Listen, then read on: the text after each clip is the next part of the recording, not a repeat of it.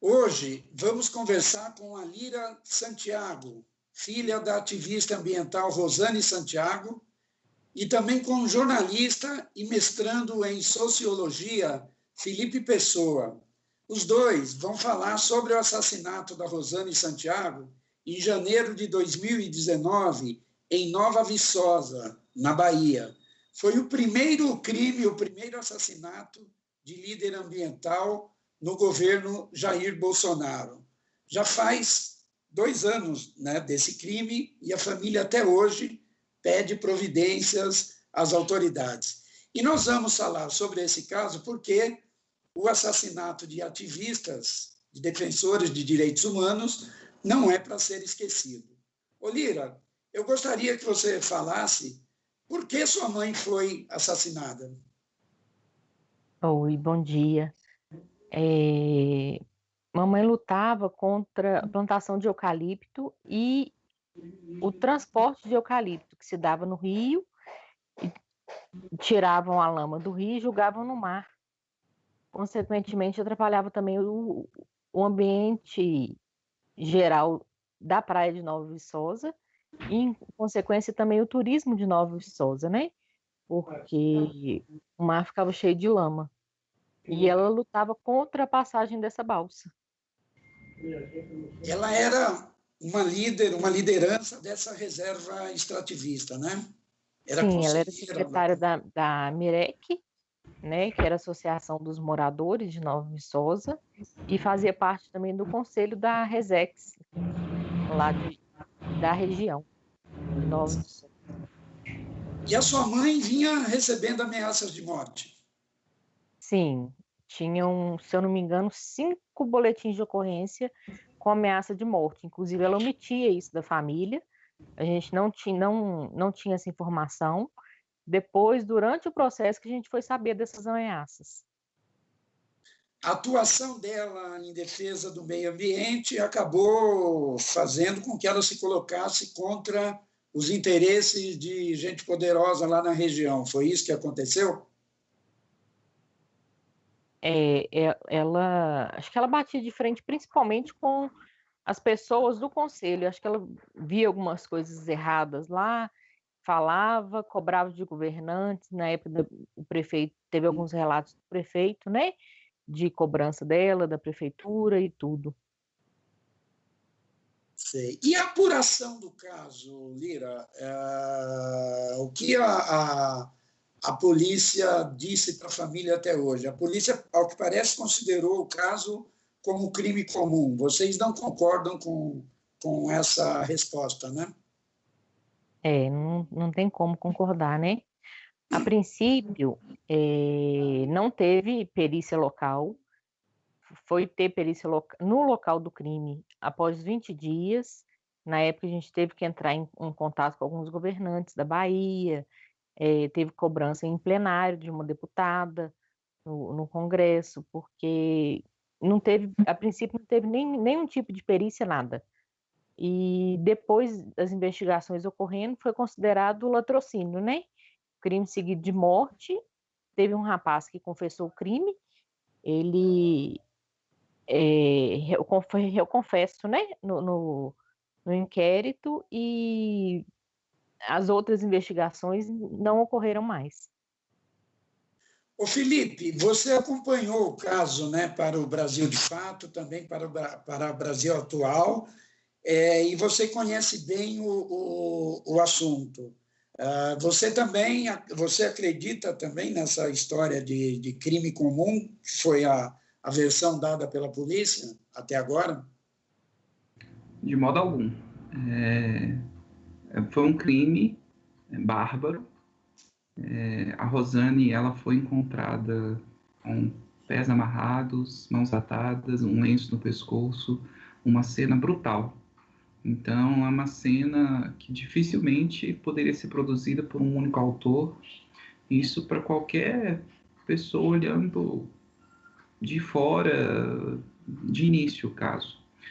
E muito brutal. Então, ele identifica elementos de raiva, de alguma proximidade pessoal, e Isso tudo foi observado por pessoas da polícia, mas é um crime que não teve Estado forte no início, e quando o Estado chegou, eu acho que ele se contentou com a resposta fácil. A resposta fácil é quando tem um réu confesso. O réu confesso fechou as investigações. Esse foi o ponto. A partir do réu confesso, o inquérito foi fechado. E nada mais do que estava sendo investigado andou. A Rosane, ela não foi morta num crime comum. Ela era uma pessoa comum. Acho que esse que era o fato. Ela não era uma pessoa ligada a partido político, ela não era uma pessoa ligada a movimento bem estabelecido, ela era uma pessoa muito simples, num local que é completamente abandonado pelo Estado, é uma cidade muito pobre,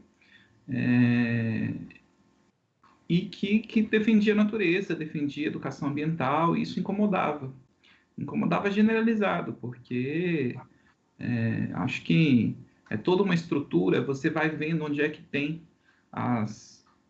os gargalos, né? E você ter uma reserva extrativista já foi uma luta muito grande. A Rosane, ela lutou junto para que fosse fundada a reserva extrativista. A reserva extrativista é do tempo dos governos Lula e Dilma.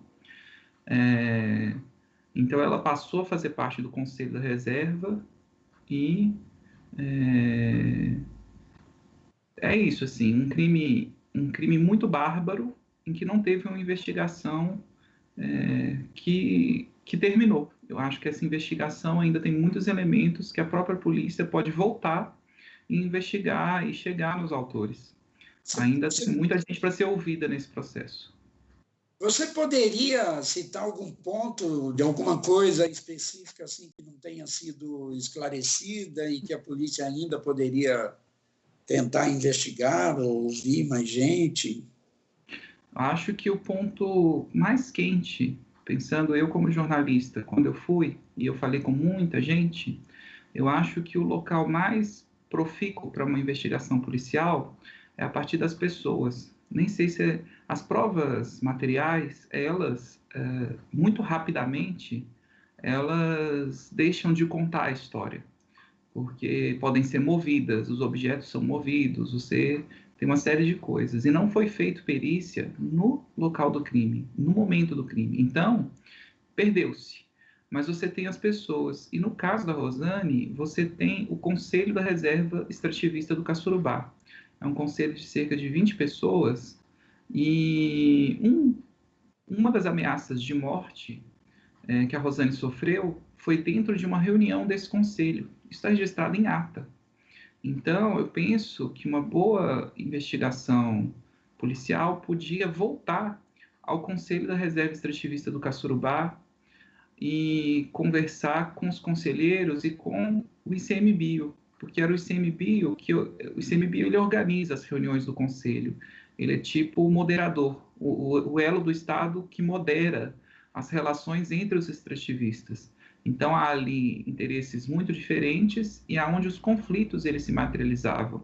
Então as atas do Conselho da Reserva e as pessoas do Conselho da Reserva, eu acho que elas podem dar uma outra luz, uma outra direção para o crime em Nova Viçosa, o que aconteceu com a Rosane. Ela recebeu ameaça de gente do próprio conselho, é isso? Isso foi o que eu entendi? Ela recebeu ameaça de um dos integrantes do conselho, sim. Isso está registrado fartamente. Olira, e outras testemunhas, é um fato conhecido, me perdoa, mas era um fato conhecido, mas isso não... Essa foi uma coisa que precisava ser mais investigado, precisava ter mais luz sobre as relações pessoais dentro do Conselho da Reserva. Olira, e a família levou essa informação, que o Felipe acabou de relatar, levou essa informação às autoridades e mesmo assim não houve uma investigação mais aprofundada? Na época houve vários questionamentos, né? A delegada que acompanhou o caso na época, a gente fez alguns questionamentos, eu pessoalmente fui lá, fiz alguns questionamentos, mas ela seguiu a linha da justiça mesmo. Como teve um réu confesso, né? Aí eles pararam as investigações. Eu queria, porque o tempo também já está quase se encerrando, falar para o Felipe o que mais ele acha importante frisar a respeito desse caso aí, da cobrança às autoridades, e o que deve ser feito na sua avaliação, Felipe, para tentar resolver essa questão, ou ao menos dar uma resposta minimamente convincente aí para a família. Pensando até enquanto cientista, hoje a gente tem um foco muito grande nas provas materiais e a gente esquece um pouco que as pessoas também contam as histórias. Eu, quando tive em Nova Viçosa, eu fui saber das pessoas quem era a Rosane. Eu fui procurar, no olhar das pessoas, quem era aquela pessoa. Foi aí que eu entendi que não era uma grande ativista, não era uma grande liderança daquele de chegar e ameaçar todo mundo, de proteger todas as árvores, de mobilizar um tanto de gente, de conseguir recursos do Greenpeace. Não era isso. Era uma pessoa muito simples, num local muito árido, que queria construir um mundo novo. O que eu acho muito importante, não só sobre a Rosane, mas sobre todos os ativistas, eu acho que é a gente resgatar a memória. Porque a Rosane, ela não era só uma mulher. Você vê lá no relato das pessoas que não gostavam da Rosane, que eles não falam a Rosane, eles falam aquela mulher, a mulher de Nova Viçosa. É interessante porque lá, então, os atores que se erguem para falar, normalmente são homens. Então, ela incomodava só de ser mulher. Já tinha essa questão. E ela era a mulher que falava. Ela era a mulher que falava sobre educação ambiental. Era uma coisa que todo mundo deveria falar, que todo mundo deveria estar preocupado. Mas precisou da mulher, a mulher de fora, para falar. E eu acho que é muito importante resgatar a memória de quem é a Rosane, porque outras pessoas simples também fazem esse tipo de ação, ou querem fazer, e quando uma voz como a Rosane é calada, de uma pessoa simples, você inibe todo um conjunto de pessoas. No caso da Rosane, se a justiça quiser ser justa, ela vai ter que voltar para a história da Rosane e vai ter que caminhar com os olhos da Rosane e sentir como é que eram os dias da Rosane. Isso foi o que a investigação ainda não fez. Ela seguiu o que um rapaz quis dizer. E será que ele disse a verdade? A verdade, eu acho que ela é construída historicamente. E para chegar nela, eu acho que é só seguindo a história de quem está no centro, e é a história da Rosane. Então, eu me sensibilizo muito com a história da Rosane. É uma pessoa que eu gostaria de ter conhecido. A partir da execução dela, eu me aproximei dos filhos dela. E é uma coisa muito ímpar para mim. A gente acabou se tornando irmãos entre si. E a gente compartilha a dor. Eu não tenho medo de falar isso enquanto jornalista. Eu acho que seria errado eu omitir que eu me sensibilizei pela história. E eu prefiro que alguém que duvide do que eu diga consiga me fazer isso olhando para os fatos, indo lá, conversando com as pessoas, conversando com quem não foi ouvido. Eu acho que a polícia não conseguiu ouvir o ente estatal responsável pelo conselho. Então, assim, muito objetivamente falando, eu acho que quem tem a contar uma história está no ICMBio. Eu tentei uma entrevista com a representante do ICMBio na reserva extrativista do Caçurubá. E tinha uma portaria do governo, em 2019, que impedia ou que facilitava que essas pessoas não dessem entrevista, que essas autorizações para entrevista de entes do IBAMA tivessem que passar pela administração central.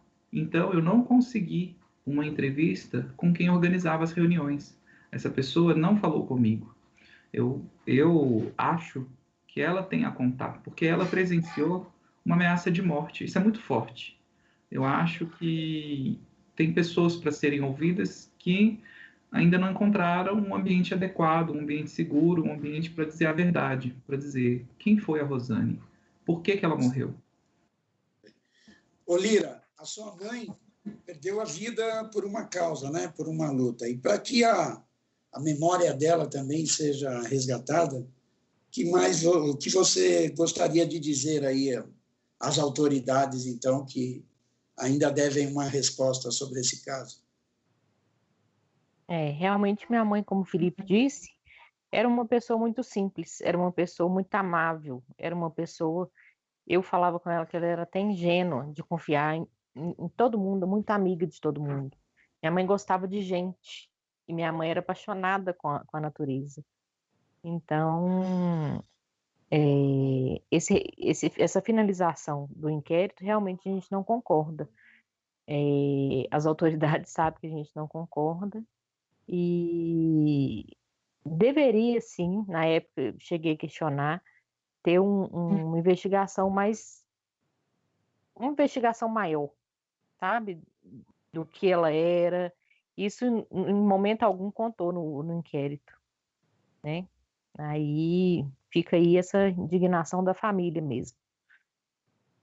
Olira, eu agradeço muito a entrevista, agradeço muito também a participação do Felipe, e a gente espera que ainda, né, venha uma resposta convincente aí por parte das autoridades. O Brasil é um país onde a cada 8 dias morre um ativista dos direitos humanos, e isso é uma coisa que não pode ser aceita, não pode ser esquecida e que tem que ser cobrado aí das autoridades. Muito obrigado, então, pela entrevista. Um abraço, tudo de bom para vocês. A gente que agradece. Obrigada. Obrigado. Você está ouvindo Jornal Brasil Atual. As notícias que os outros não dão.